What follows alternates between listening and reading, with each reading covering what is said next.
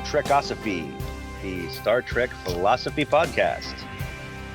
Joining me in the studio today, first we have a man who has ways of making you talk, Ben McLean. Good evening. And then we have our technical advisor, who knows all about electronics and the various ways people can be shocked into submission, Chris McGee. Good evening. And then you have the man who wasn't satisfied with only seeing 4 lights. He saw 7, Brandon Kirby. Good evening. And I am Bill Allen, a.k.a. the guy in the red shirt. And tonight's discussion... Thank you.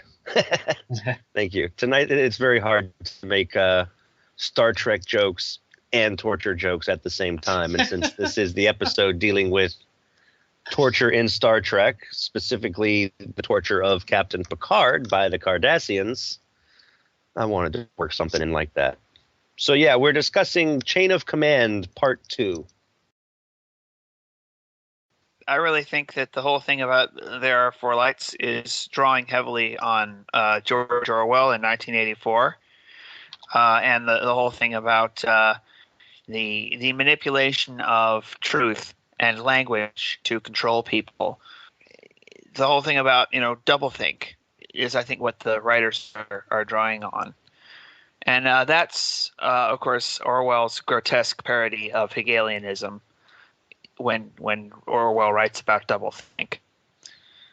So, yeah, that's where that's coming from. All right, how about you explain what doublethink is for us and for the audience? All right. Well, if you read 1984, the novel, the world is, at least England, is ruled by the Ingsoc, the English socialists, and they're a totalitarian collectivist government which monitors every single thing you do all the time. And one of the ways that they maintain control over the citizens is with the thought police, because, there are absolutely no freedoms whatsoever, insofar as people can be manipulated and controlled. They are, and it's a very scary book, and it's intended to scare people into not supporting socialism and collectivism, whichever. The opposition both can be found in Orwell's 1984. And doublethink is the acceptance of both sides of a contradiction, holding contradictory beliefs in your mind at the same time and believing both of them. It's a denial of the law of non-contradiction. And basically, so what it says is that the party, which is the government, is right even when the party's right, because the party's always right. And if you see anything to the contrary, for instance, if you have to be the one who invents the lies that the party tells, you have to invent the lies and believe them at the same time. That's doublethink. And doublethink is retaught to the hero Winston through torture when he is captured by the thought police in the final parts of the novel. And they try to get him to admit that 2 + 2 = 5 because the party says it does, simply in order to get him to accept whatever the party says. And so he writes in his journal, freedom is the freedom to say that 2 + 2 = 4, which I would interpret as saying freedom is the freedom to say that there are objective truths. So it's to destroy the notion of objective truth and objective value that the Cardassians are trying to get Picard to say that there are, 5 lights instead of 4? Yeah, 5 lights instead of 4. Mm-hmm. There are 4 lights. That's what they're after, is trying to break Picard of the idea of objective truth. That the truth is whatever the Cardassians tell him it is. I didn't read that into the episode. I read something different. I thought it was more about power play.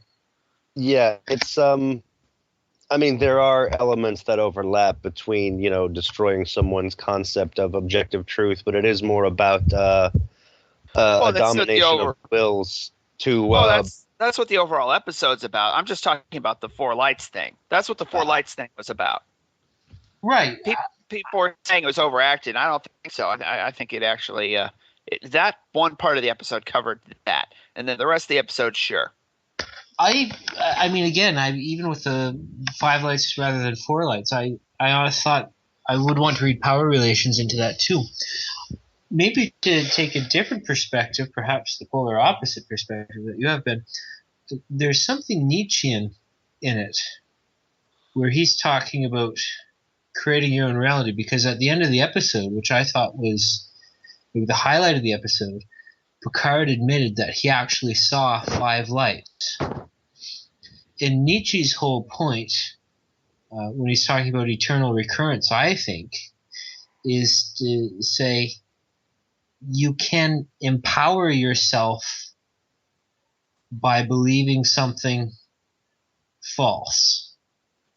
You can. It's like the Klingons coming up with their own genealogy. That it's not true. Jadzia Dax will do the research and find out that the genealogy is false, but you're more empowered by believing that you're descendant from nobility, this sort of thing. Nietzsche says with eternal recurrence, the universe is going to expand and contract, and 50 trillion years from now, there will be another Ben McLean, there will be another Brandon Kirby having this very conversation. And so events eternally recur. And so whatever you do, make sure that it's up to par and that it's worth repeating eternally. Have eternity in mind when you have your actions. Now, does Nietzsche literally believe that view? No, but ethically he finds that it empowers him. Creating his own reality makes him a better person. And so Picard at the end of the episode saying, I actually believe there were 5 lights, because that was going to get him a life of bliss, just discussing philosophy and archaeology his whole life rather than being tortured. He created his own reality. Well, first of all, I disagree with that on 2 levels. First, knock yourself out. First, Picard admitting that he saw 5 lights is another Orwellian reference. It's a reference to the final line of 1984, in which Winston loves Big Brother. He actually was broken. Right. And what Picard is admitting when he said that he saw 5 lights is that they just about broke him. Yeah, no, I wasn't trying to deny there was some Orwellian backdrop to the story. All I was saying was I didn't see it as an objective truth sort of thing versus a power play. Basically, those two aren't disconnected. I mean, it being a power play and it being about denying objective truth, it's both. When it comes to Nietzsche and believing a lie, as usual, I'm going to be anti-Nietzschean and say, look, let's assume that there is something like the eternal recurrence or whatever as an ethical concept. I think the right thing to do would be to tell the truth, no matter what, and have an eternal recurrence you can actually be proud of instead of ashamed of by giving in. Well, I think to Christ in the parables, like it's useful to think about stories like the Good Samaritan and to talk about them in a literal sense. That doesn't mean that we actually have to subscribe to the literal truth. I'm saying, yeah, whether there is or there isn't, yeah, it doesn't matter. It's an ethical construct. Okay, that's fine. But to use it to get us that we should lie doesn't make any sense. I'd rather have a thing happen again, in a trillion years, or imagine that I have a thing happening again in a trillion years that I'm actually proud of, which would be standing up to that Cardassian and never budging an inch. Yeah, but at the same time, however, you haven't actually been under, to the best of my knowledge, I'm going out on a limb here and guessing, you probably haven't been through torture. Oh, sure not. I might be a complete wimp, but the thing is, the question is, what is the ethical thing to do, or what should we do? And that's the trouble. The Nietzsche thing, people should give in. No. No. He wasn't saying give in. He was saying create your own reality. I mean, if it empowers you to create a different genealogy for yourself, go ahead and do that. Well, I'd have to agree with Esri Dax that the empire is quite overblown. Yeah, the thing is, I think, I mean, I can see the question you're trying to, it's like, but it's saying, is it right to lie is the wrong question, because there's also the other half of that question. Is it right to end pain? Right. And that's kind of where the interesting conflict comes in this concept, because it's, for Picard, he's not doing it, he's not selling out his morals, he's not selling out his ethics, he's obeying a strong instinctive response, a desire to Hold on. stop hurting. Sorry. Well, I think the Five Lights situation is different than a lot of situations that might involve torture, because a lot of times, sure, to get out of a torture, lying to your captors would be fine. Sure, that's fine. But the thing is, let's assume, just for the sake of argument, they've got a lie detector on Picard, and he can't, he can't say there are five lights unless he really believes it. Right. Well, assuming that's the case, he should never give in, because that is, I believe that is a soul destroying event when you admit that there is no objective truth, that the truth is whatever your captors say it is, not lying to them to get out of anything, but because you really believe that. When you love Big Brother, you've lost your soul. It's over. And that's the point that Orwell makes in 1984. And well, that so is 1984 is a tragedy. That is where this one is a little bit different, because the final goal of the torturer in 1984 was to make the protagonist love Big Brother. That was, what was his name? O'Brien? Actually, no, Smith. Winston Smith. Yeah. Well, I'd argue that Orwell's making the point, at least, that the torturers in 1984 believe in torture for the sake of torture. I mean, remember the image, 1984 has this thing, the party is about power for the sake of power. And he said, imagine a boot stamping on a human face from now until all eternity. That is the party. I believe that his captors said that. And so 1984, not really even about getting it. They don't want anything from Winston. I mean, other than power. It's about power. And I mean, and that's all. It's like ascribing any further goal to the party in 1984 is really not accurate to Orwell's thought, at least expressed in the novel. The party's about power, period. Not not power as a means, but power as an end.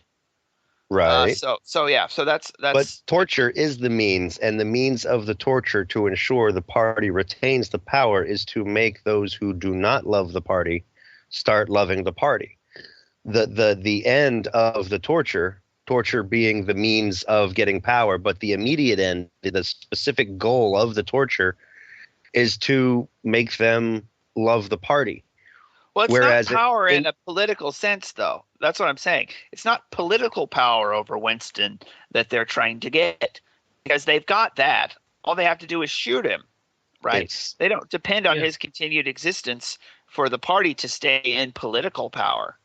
It's about a kind of domination over the human spirit that they're after. Sure, Bill, I detected you about to make a contrast there, though. Sorry. No, I mean, I get what you're saying. I wasn't meaning to imply that it was the political power. It's power. That's the goal. They want to control everything, including the soul, whatever that might be. But The difference with what Star Trek was doing in this episode was in 1984, they were trying to make him love the party. In Star Trek, they were trying to make him fear the party. We are going to hurt you, and we are going to keep hurting you until you cooperate and tell us everything we want to know. And if they were, the whole reason they were doing the 4 lights, 5 lights thing, part of it was, to break down his concepts of objective and subjective reality. It's why they keep him in a dark room where you can't tell if it's day or night. The food deprivation, the sleep deprivation, all the stuff they put, the pain device strapped into his chest, all that stuff is designed to destroy his sense of reality, just to get him off balance, not to make him deny objectivism. That's not the goal. The goal is to just get him off balance where he's not prepared to resist when they ask him the real question. No, I said the goal of the 5 lights exercise is to get him to deny objective truth. The rest of it's just to get him off balance, yeah. Well, I'm not even sure. Even that denial of objective truth is part of getting him off balance, because it's not just physical pain, it's messing with his head. Oh, sure. For the Cardassians, sure. Yeah. I mean the Cardassians they're not the party. They're within a plot, and they're doing their job within the wider plot. Yeah. Well, I'm not even sure it was about trying to get him off balance so that they could extract information from him in the future, because as I recall the episode, there came a point where Picard uncovered that he wasn't really interested in the military information. In the torturer, what was his name? Madrid? Yes, Gul Madrid. Gul Madrid said, I didn't ask you anything about that. I asked you how many lights you saw. At that point, I thought what I took from it was that he was saying it's no longer about any sort of political agenda. It's just about me breaking you, me trying to show my dominance over you. I don't know. I got that feeling at the very end, but in that middle part, that's one of the oldest tricks in the book in any kind of interrogation. You ask them something off topic to get them off balance. It's like, and then when you get them flowing with giving a certain set of answers, then you ask them a hard question. It's like the old dodge. Sure. It's like, is the sky purple? No, it's blue. Is water dry? No, it's wet. Did you save that guy's life? No, I didn't. Oh, wait, no, that's not what I meant. Right, yeah. Trick him into no, and then they say no to the question you want them to say no. But so when he first says, no, I didn't ask you about Minos Corva. I don't care about that. That's not important. I just want to know how many lights. That's when you knew the game began, because the first half of it was your standard interrogation. You are our prisoner. You will tell us your military knowledge that you have of the enemy. And he says, no, I won't. And they go back and forth a few times, try to make a deal. No deal. Then we begin the real torture. Right. Up until the very end. Right. Once the Federation elsewhere smacked the Cardassians around and intimidated their way into getting Picard released. Well, Picard released, which means you're not going to get the information from him anyway. Then the information really is moot. But that torture, that was when he came back in and said, just tell me how many lights you see, because that's when he wanted to win. Early on, it was still just about doing the job, but he found Picard hard to break, and he just really wanted to break him at the end.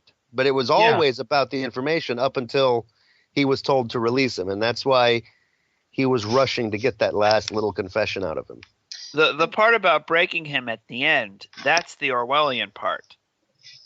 That's when that part about breaking him at the end, just to break him, not to get any information, not even to convert him to do anything that we actually want for our political goals at Cardassian, whatever. In the very end, when he's breaking him just to try to break him, that was the Orwellian part. The rest of it, sure, it's sort of standard interrogation stuff. But that one scene in the very end, that's Orwellian.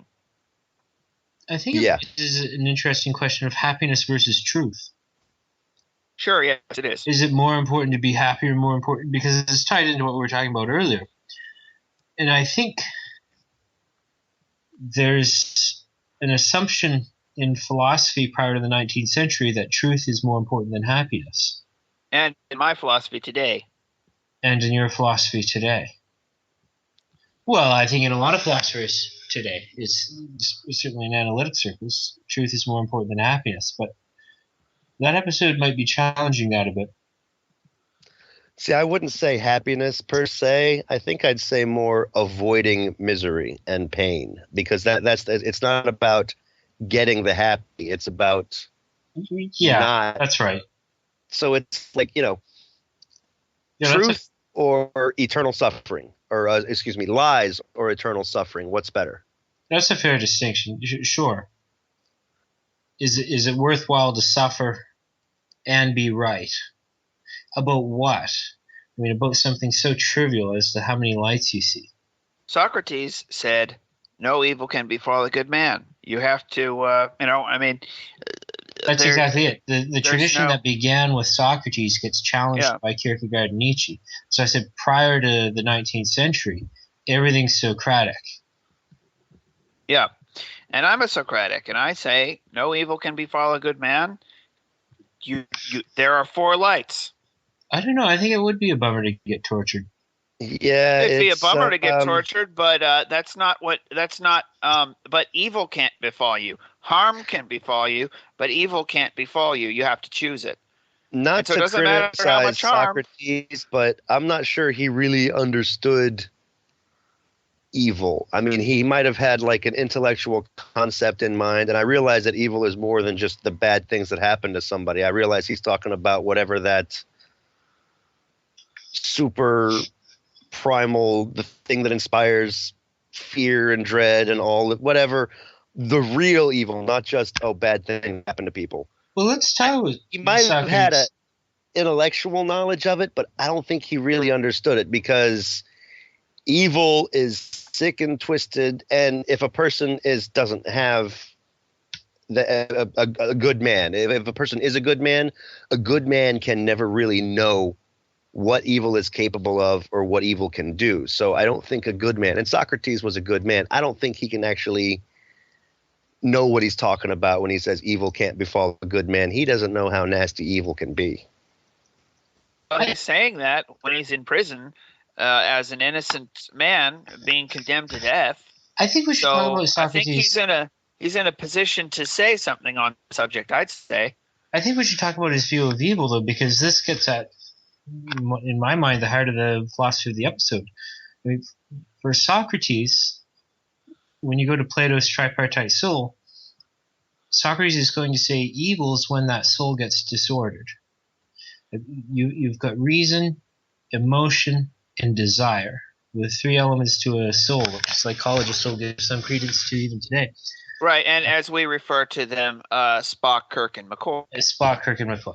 And Socrates is going to say when you have passion and emotion ruling reason, the soul has become disordered. The lesser is ruling the greater. Eternal, which takes stock of, or the reason which takes stock of eternal truths like 2 + 2 = 4, or logical syllogisms, is instead being controlled by desire, which is desire usually for temporal things, or emotions, which are fleeting.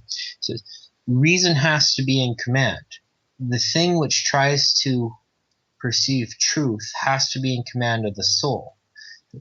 Evil can't affect a good man. It's because reason is totally in control. I mean, sure, evil can affect your body, but evil can't get to your soul. That's what he was saying. It can't displace that. But it did for Picard. His perception of truth wound up being warped by the torture. Well, I don't know. I mean, I think he was saying that for a moment, he started to give in. If I remember the line, it was something like, I actually did see 5 lights, or started to see 5 lights. Yeah. Which, for a moment, he started to give in. But that wasn't his will, though. This is, his will. C.S. Lewis says in The Abolition of Man, the book I'm always quoting, the head rules the belly through the chest, the will, he hung on in the will, even when the drugs and the sleep deprivation and all that stuff, had addled his brains a little bit. He hung on in the will, Sure. and that's also part of it. I mean, certainly the reason should be in command. It should be in command, though, through the will, and not just by itself. Sure, but Picard, I mean, in terms of his will, he really did want to get out of there, and in the end, his reason was usurped by that. Wait, no. You're confusing the will with the desires. That's not the same thing. I'm The not will is what confusing he anything. I'm not confusing anything in the slightest. Okay.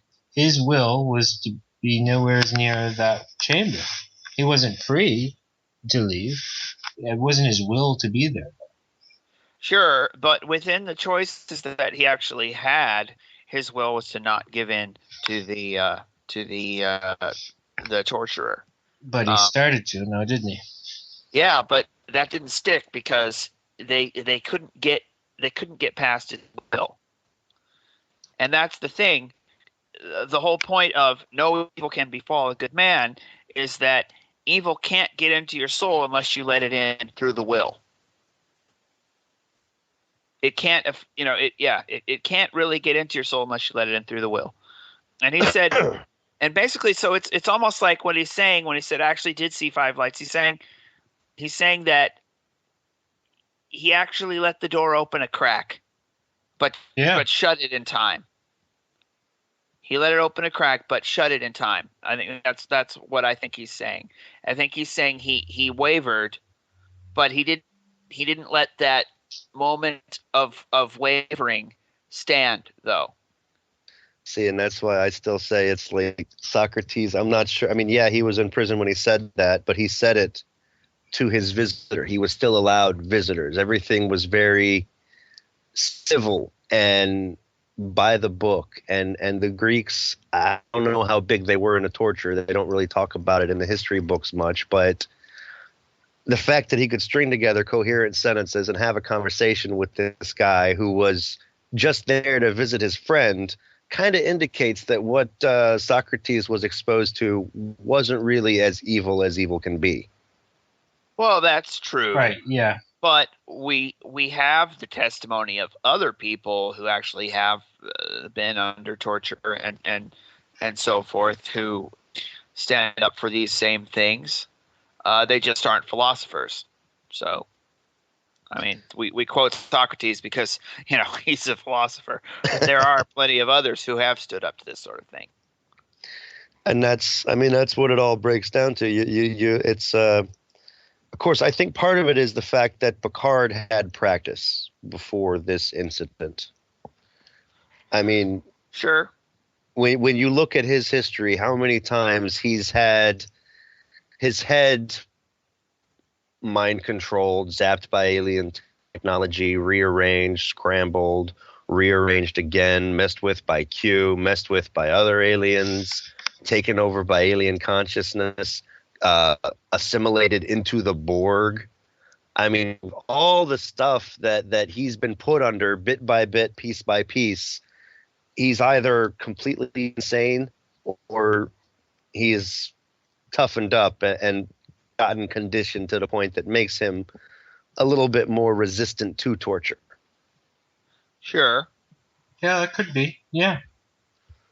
We'll have to do an episode at some point just on all the ways Picard has had his head messed with and kind of question what the standards are for becoming a captain. Definitely. I think there could be something else in the episode because it gets to a question of the will. And I think truth is an important one, but I also think it's servitude versus happiness. There could have been an element to Picard's pride not letting him say, there are 5 lights. That's all he had to do. It's insignificant. But he wouldn't do it. He wouldn't go be happy just because he wouldn't allow his torture the satisfaction of saying he had beaten Picard. You know what? In that situation, I think pride is appropriate. I don't think all kinds of pride are bad. I don't agree with all of the mainstream Christian teachers who maintain that all kinds of pride are bad. I think some kinds of pride are right and worthwhile. Oh yeah. Yeah, when it comes to standing up under torture, I don't see that as a problem. I mean, as a moral problem. Well, I ran into a fellow today, or not today, it was this week, where he was really upset about this politician's fashion. He was wearing his cap on the wrong side of his head, and he was bragging about how he got them all straightened out, and he said, "Why are you doing it like that?" And he gave him a hard time about it, and this mean old man that I ran into was really happy. I just walked away thinking, really, is that what you take a stand on? Something that just doesn't matter? Hold on. We had a politician wearing their hat backwards?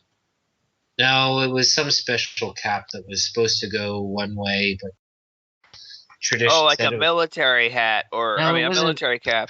I wasn't there for that. I just ran into the mean old man telling me about how he straightened him out, and he really I called see. him out for being. Well, there is Trash. an issue on people wearing their hat backwards, because I believe that was originally a gang affiliation symbol Okay, well, when it let's got started. sure. I mean, So, but okay, no dinner hats at the table, this sort of thing. It's yeah, really little insignificant. rules like that, It's yeah, got are not worth arguing it's- about. It's got nothing to do with morality. It's just a fashion thing. But still, some people will make a big fuss about it. I mean, how many lights are? It's just really a big deal. It was made into a big deal. What makes it a big deal is that the exercise is specifically designed to get Picard to deny the doctrine of objective truth within his own mind. That's what makes the five lights a big deal. You see, just under ordinary circumstances, sure, that would not be a big deal. But the point of the exercise is what makes it a big deal. And in the novel, That Hideous Strength by C.S. Lewis, there's something very like this called The Objective Room, in which different rituals are done to an initiate to purge them of the ideas of objective value, basically, to get them to regard all information as merely factual and completely devoid of any values. And the things being that the initiated is asked to do in the objective room are very tiny, insignificant, seemingly irrelevant things. They have to do with aesthetics. They have to do with just bizarre things like just having to point at little dots on the ceiling. But because it's been specifically designed to get you to deny the doctrine of objective truth or objective values, makes it a big deal. Ben, let me ask you two questions, and I don't know the answer to either of them, so I'm a philosopher, not a lawyer. How many lights are on right now around you? None. Why? None. What if I were to pay you $1 million so that I could have bragging rights saying I broke Ben's objectivity to say that there's 2 lights on right now? Would you take the $1 million and say there's 2 lights? Well, you wouldn't have broken my objectivity by doing that. No, you wouldn't have broken my belief in the doctrine of objective truth by doing that, because I might be lying to you. Sure, and Picard could have been lying to Madrid. And if he could have lied to him, that would have been fine. Lie to him. But the thing is, he's on a lie detector. Well, I didn't know that he was. I am assuming that the Cardassians had him under a lie detector at all times. He was being interrogated, after all, and you always interrogate people with lie detector available. And so I'm assuming they have some kind of futuristic lie detector on him that can tell whether he really believes what he's saying. Well, that was a bit of a backstory I wasn't aware of. Well, that is the assumption I am making, and I said that right at the beginning. Yeah, Ben is making an And assumption. I said that at the beginning of the episode, that I am assuming Picard is under a lie detector. Well, it makes sense that he would lie to be, the Kardashians, but fine, do it. But I when I'm watching the whole episode, I thought the whole point was to get Picard to say something he didn't think was true. I don't think it was to reshape his thoughts about reality. I thought it was just I think it's to reshape his thoughts about reality. I really do. Because of the Orwellian connection and all that. Yeah, I'm not sure, given the nature of the torture, I'm not sure they could have had a lie detector on him that would have been able to give a reliable reading. I mean, he's got that electronic shock probe inserted in his chest. Well, it's Star Trek. Futuristic technology. A wizard did it. I mean, engineer did it. An engineer wizard did it. See, but this was more straight up old fashioned get your hands dirty work, not relying on the technology. There was no.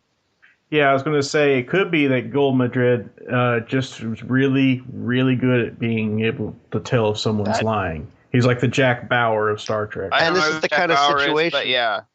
It's not like they were going to let him go after they got the information. What they wanted, they would have kept him, independently confirmed his information.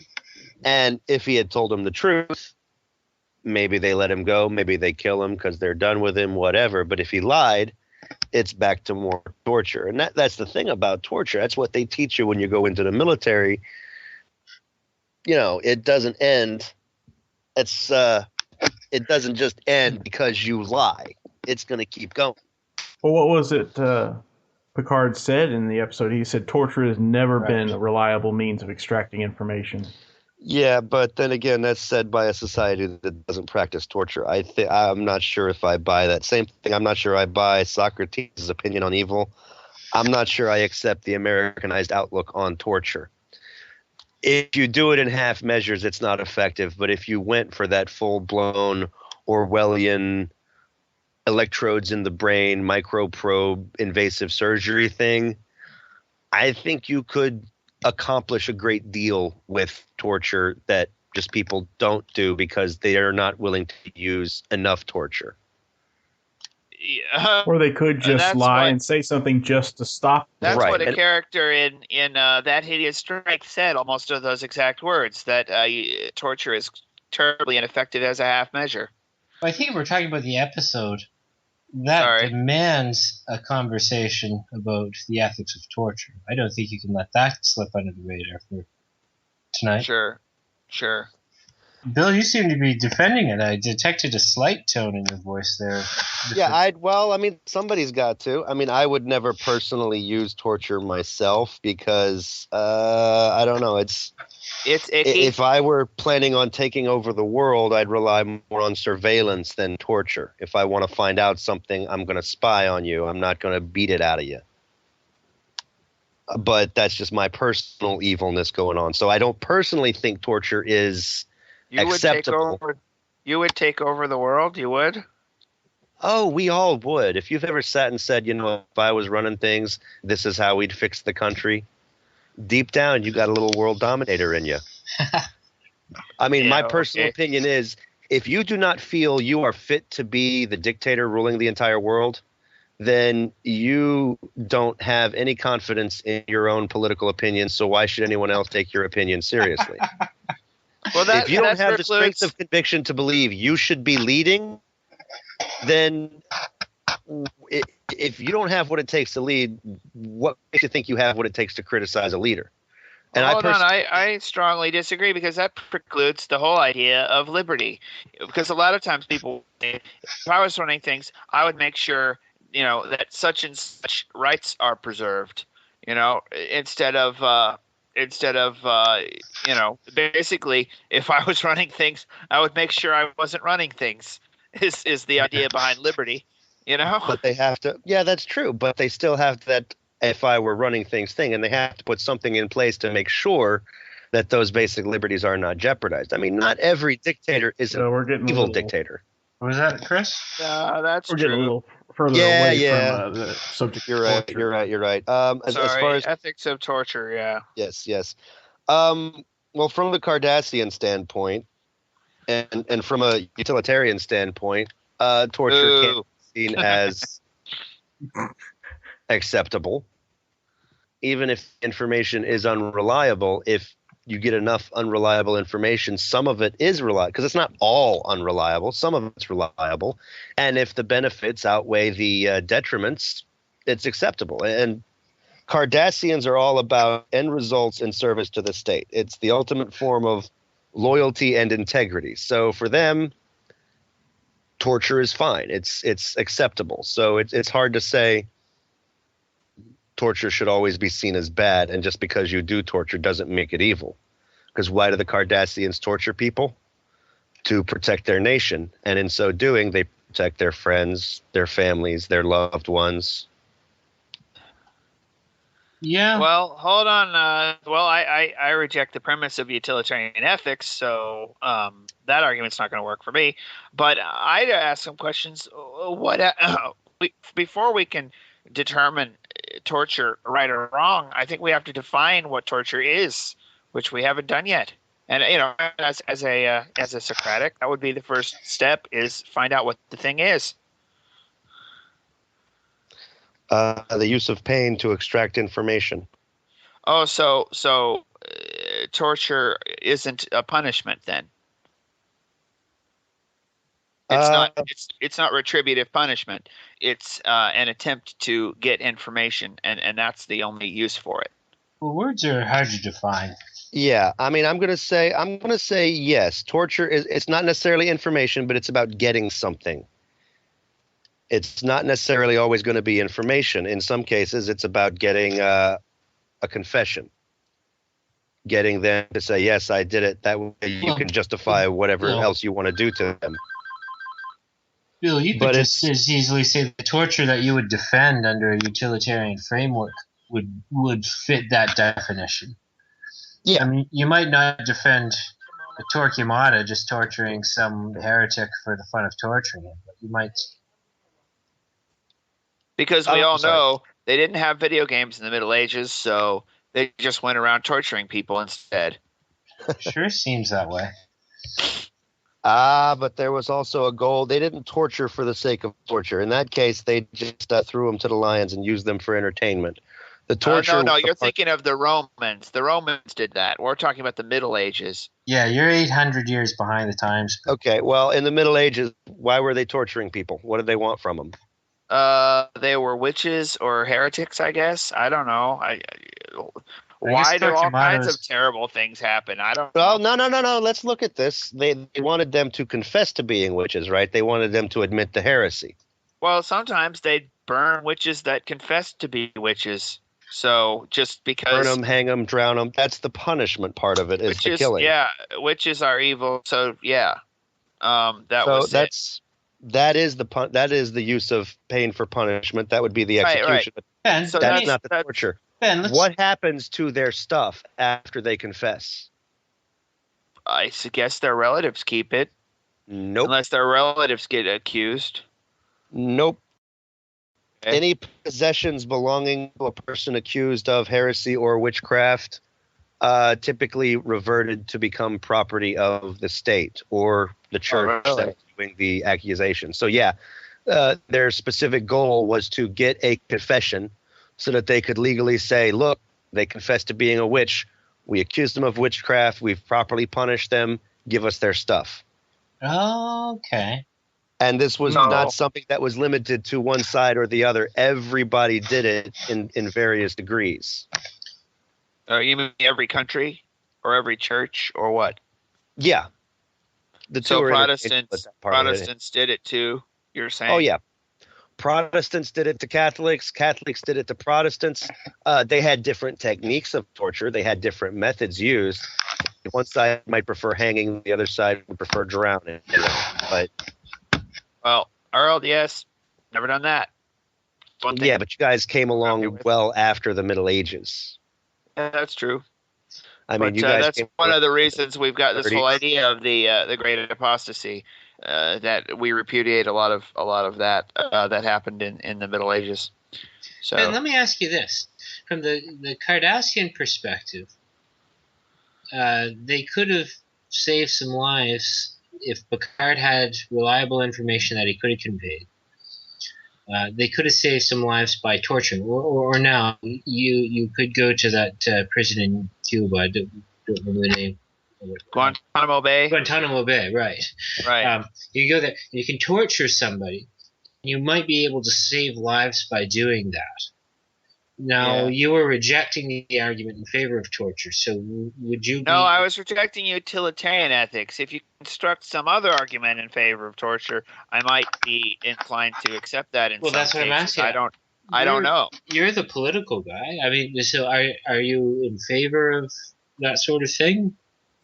Well, I think we all have to define first what torture is. And you're saying it's the use of pain to extract information. Well, waterboarding. To get something, not necessarily information. It might just be to get a confession. But right. it's to get I think something. to get a confession, no, that's not acceptable. Yeah, but would you torture somebody to get information information? To get information that might save lives. That is one of those hard cases that I have to, think about a lot. I can understand both sides of it, and I am still kind of trying to make up my mind on some of it. Well, it's one of those hot button topics in the world today that everyone argues about. It's not like we're going to solve it in the next half an hour. It certainly is a very difficult question. I mean, to secure confessions or get the person's property or whatever, no on that. But to get information that might save lives, oh dear, that's difficult. I think it might depend a lot on what you're doing. I think some of the things they've done in Gitmo that have come out are, I think, really not acceptable. I mean, I think there are some serious concerns about a lot of that I think need to be taken seriously. On the other hand, there are times, I think, when you really do have to get that information that's going to stop a terrorist attack or save people's lives or whatever, and you've got to find a way to do that. And it seems like if waterboarding is effective in doing that, and it doesn't cause any permanent damage to the individual, then that might be an acceptable, if it's to save people's lives, and we know they know something that would save people's lives, then that might be acceptable. So but you would have contemplated being Madrid in the whole episode. You wouldn't have been fixated on the lights question, but you might have.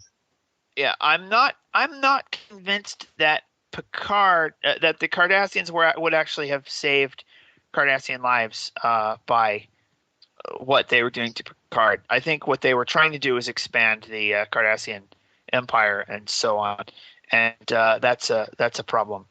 Because I do make a sharp distinction between, sorry, I should let you go. Sorry. I was going to say they could have just plowed ahead with 3 or 4 battle fleets and seen what happened and probably taken it, because the Federation isn't exactly a warmongering empire. But what if the Federation just happened to have enough defense forces? It would have been a slaughter.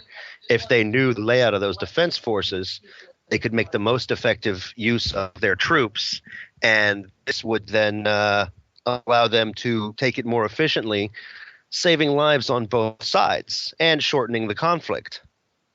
Well, yeah, but their premise is wrong. I mean, I don't think this sort of thing can be divorced from the political and moral worth of the Cardassian Empire, and that is the Cardassian Empire is wrong. It's an evil empire.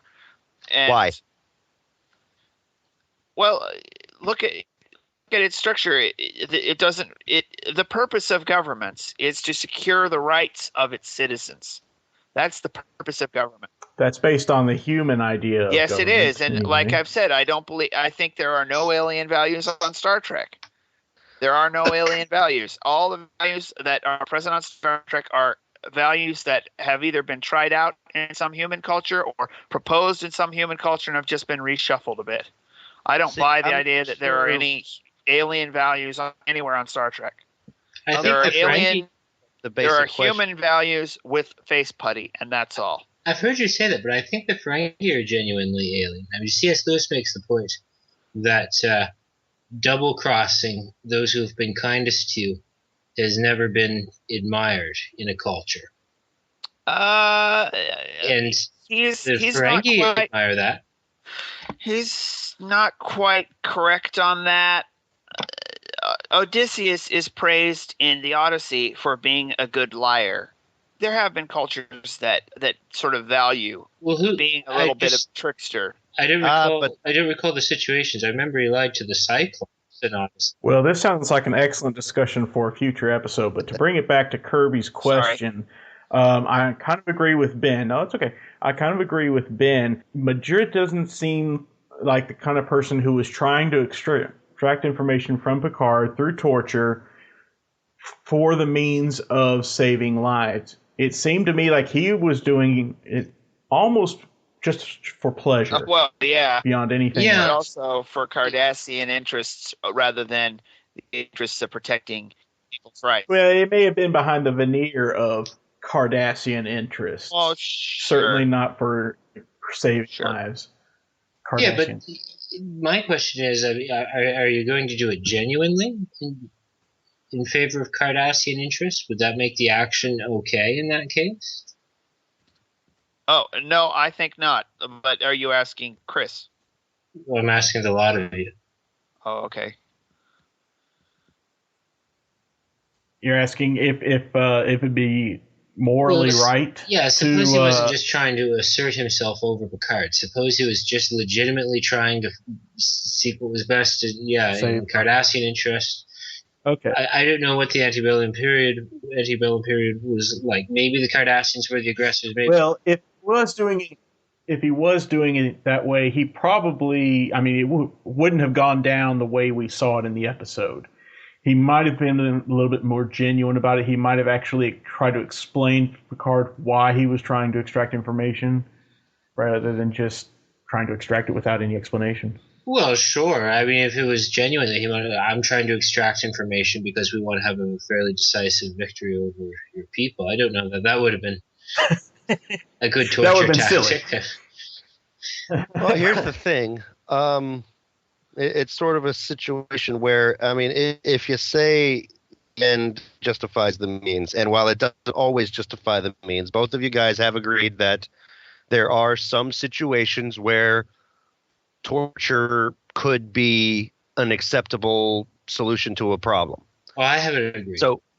So I have admitted that this could be a possibility. Yeah, I have not. I'm not saying you will endorse all forms of torture. You've said there are times when torture is I am bad, not flat out.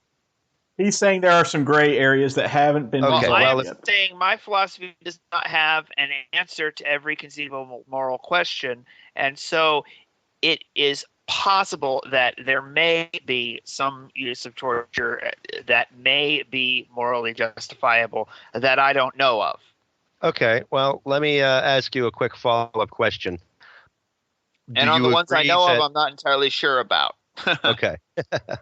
Would you agree that, if hypothetically you decide torture is an acceptable method to get the information you need, and you decide to go ahead with the torture, would you agree that torture, like that earlier quote said, torture in half measures would be ineffective and not be a good idea? Oh, probably, yes. Okay, so since you agree that we're going to do it. You got to do it, and you got to do it hardcore. Would you want someone doing torture who didn't really like to do it, so they're going to hesitate?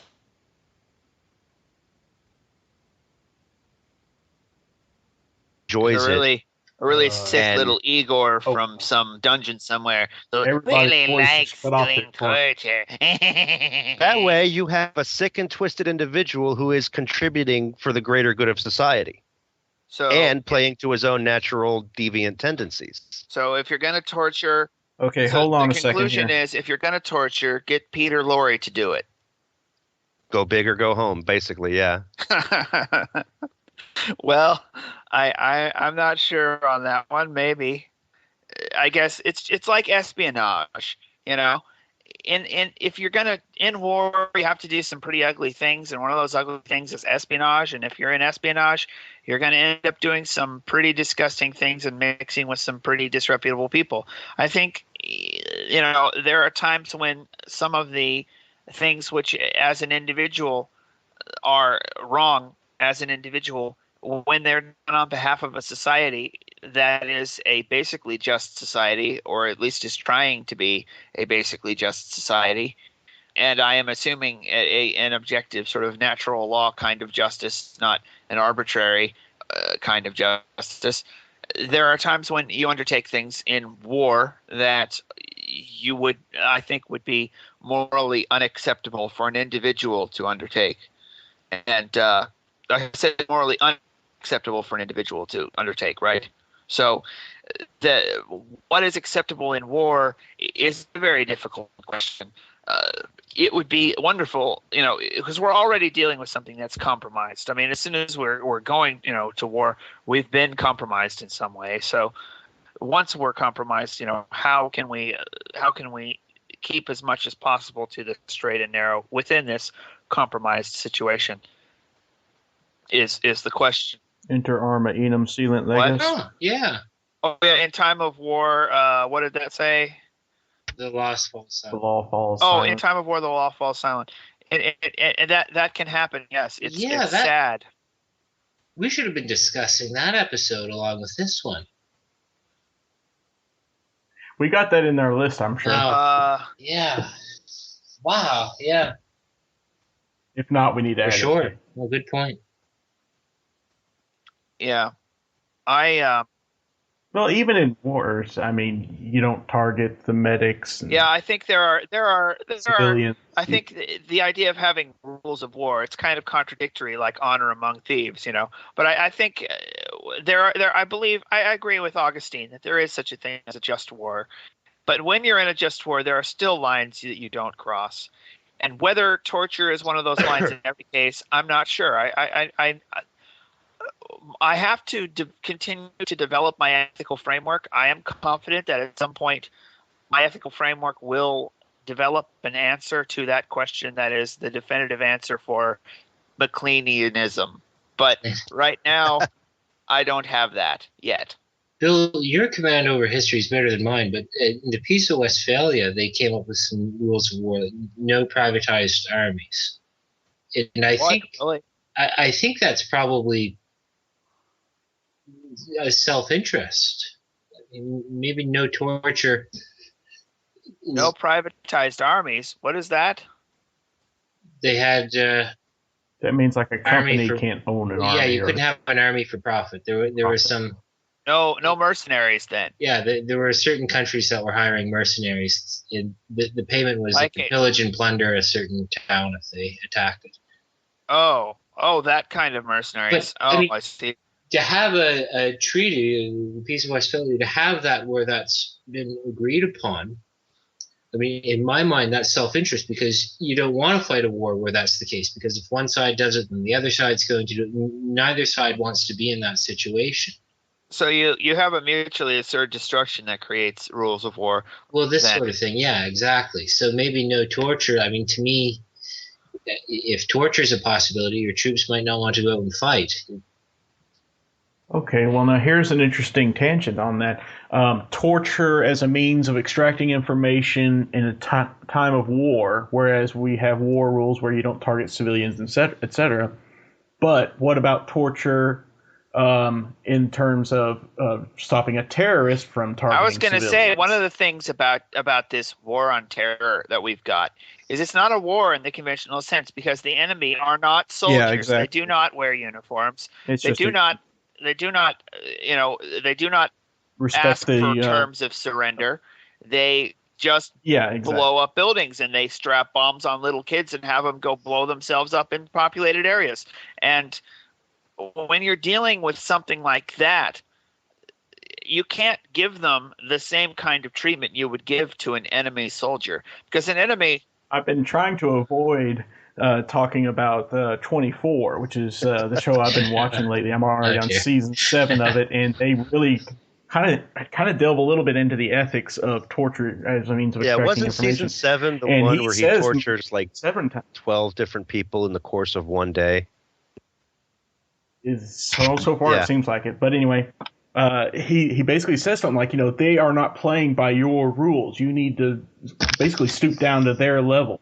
You need to stop playing by our rules because they're not playing by them. I can see a political justification for torture, but from the Christian perspective, I can't see Jesus torturing someone. So for that reason, I couldn't get behind it, even if it were tactically sound. Well, to be fair, though, that's also a difference in Jesus' style. He wasn't a sneaky, easily torture type. He was plowing head first. Yeah. Oh yeah, he was a fighter. Well, what about hell, though? I mean, what about hell? Isn't hell a kind of torture, really? I mean, a lot of people say it is. Sure. I mean, we can talk about eschatology, and we can talk about putting ourselves on the sovereign seat where we get to start to play God. Well, you said you couldn't see Jesus torturing. Well, I'm going, according to mainstream Christianity, that is something Jesus would do, though not during his earthly ministry, of course. No, but Jesus isn't the guy in charge of hell. The guy in charge of hell is Satan. He's the one who does the torturing. Jesus is trying to save us. Well, yeah, but Jesus shed a lot of blood to save us from it, as the mainstream Christian theology goes. And if you look at him as being the arbiter and judge of the soul, there are rules. If you break the rules, you will be punished. Jesus may not agree with the rules, but Jesus is not a guy trying to what's that term they use for the people who interpret the Constitution to push forth the political agenda? Activist judges? Yes, Jesus is not an activist judge. You come before him, you get judged by the rules as they stand, and that's that. So he's not condoning or endorsing torture, and isn't part of that whole Book of Revelation thing eventually Jesus is going to just get that final holy smiting in and be done with the devil and all of it, and then usher in an eternity of peace and for everybody? I think this is pushing us to an eschatological discussion, and I guess I brought it up. I'm just saying, in an earthly sense. I mean, my ethics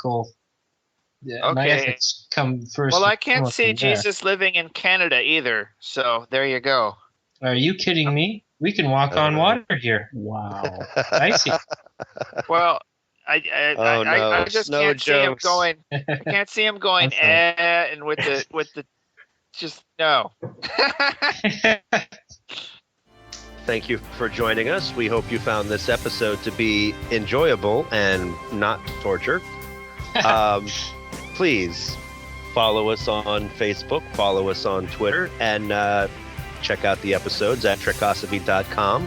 Download us from the iTunes store, and be sure to leave us some feedback via the iTunes store or the Facebook page or whatever method you use to watch us, including our email address. Email us at trekosophy@gmail.com.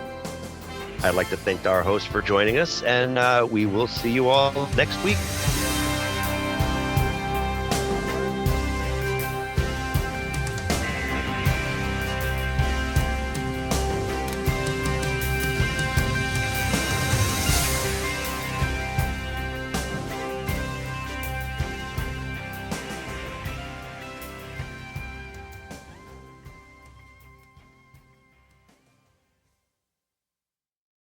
I wouldn't consider you the Prince of Darkness, Brandon. I'd consider you more the artist formerly known as the Prince of Darkness. So has anybody ever determined what happens if you took both pills at once? Turns out the devil is now Canadian. Him and the whole cool guys don't look at explosions thing. I'd rather have a nice Dominican or Honduran. The Cuban cigars, not worth it.